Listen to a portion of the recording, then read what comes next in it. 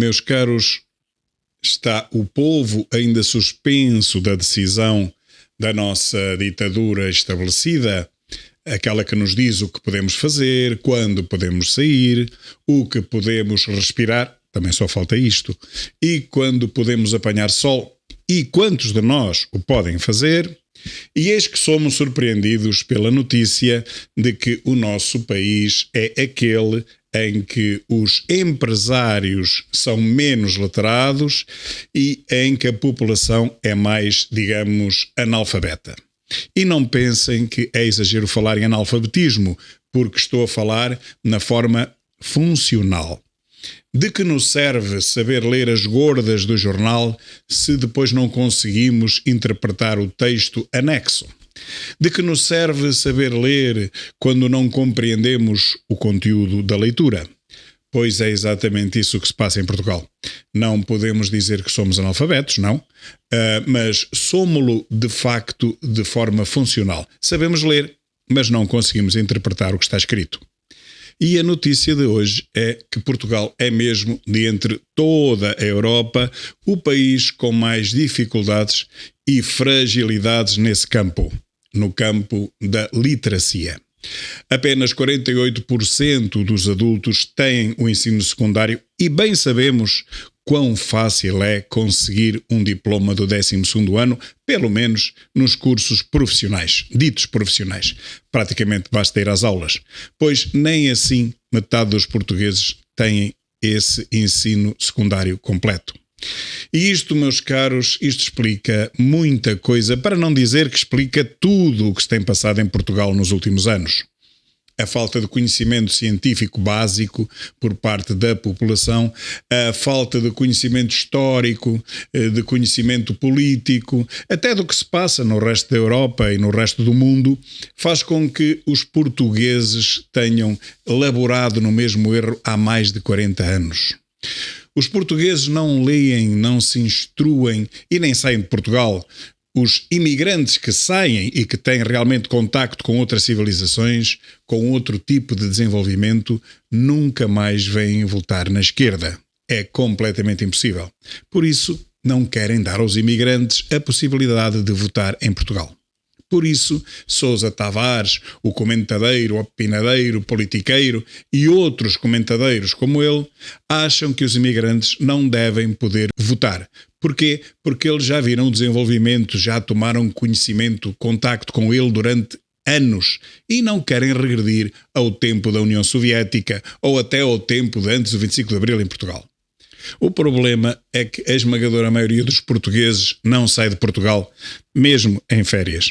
E, portanto, não tem contacto com o que se passa no resto do mundo. Por exemplo, a esmagadora maioria dos portugueses nem sequer sabe que não existem partidos socialistas e partidos comunistas já hoje em dia, por essa Europa desenvolvida fora e já há anos.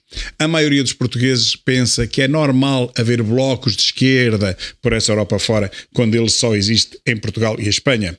A maioria dos portugueses pensa que existem partidos comunistas e partidos socialistas por essa Europa fora, quando eles, apesar de terem sido obrigados a mudar de nome, praticamente também se extinguiram ou vão a eleições coligados com mais 4 ou 5 ou 6 partidos, como acontece, por exemplo, em França, e mesmo assim não obtém mais de 4 ou 5%.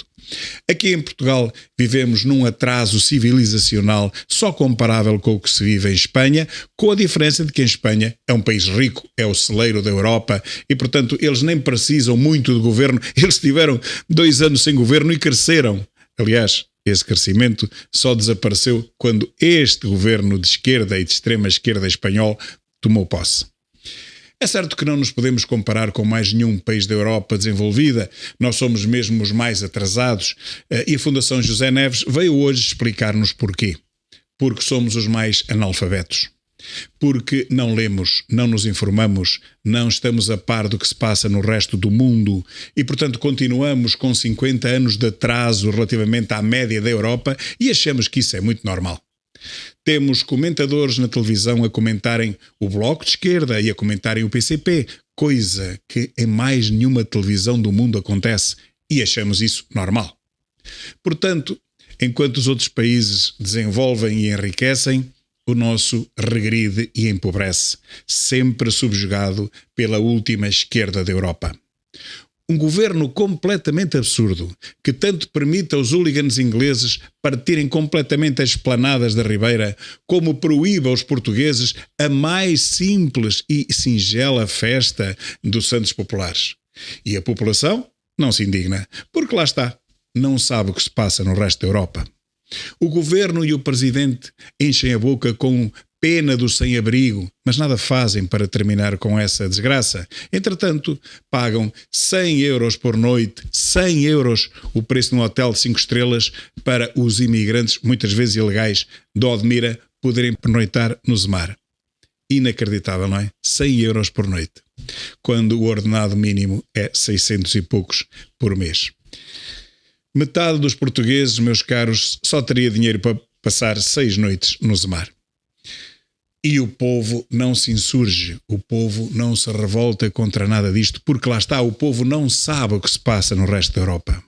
O povo não tem consciência do absurdo que é semáforos nas praias, onde, por força dos raios ultravioletas do sol, o vírus não tem qualquer hipótese de se propagar.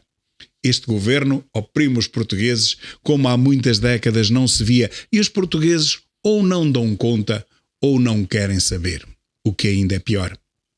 Meus caros, depois da desgraça e da miséria que foi a final da Champions no Porto, se este desgoverno tiver a coragem de proibir os portugueses de se divertirem nos Santos Populares, eu só vejo uma solução para ele: o seu fim.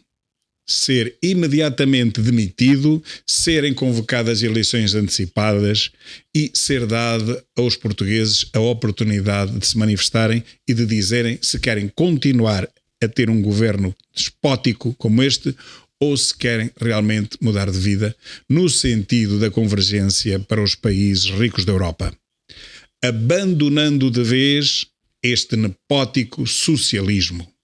É claro que Marcelo não demitirá a Assembleia, nem demitirá o Governo, obviamente, mas cabe aos portugueses fazerem pressão nesse sentido. Como? Reivindicando essa mesma demissão, reivindicando eleições antecipadas, porque uma coisa é certa, não podemos aguentar mais 2 anos desta miséria. Daqui a 2 anos, Portugal está mais pobre do que a própria Bulgária, onde neste preciso momento um dos grandes responsáveis por termos batido no fundo como batemos está exatamente neste momento. O presidente Marcelo Rebelo de Sousa está na Bulgária, que é provavelmente o único país que ainda está atrás de nós na maioria dos parâmetros civilizacionais, embora em literacia esteja mesmo assim muito acima de nós. E para isto, meus caros, só há uma palavra: vergonha.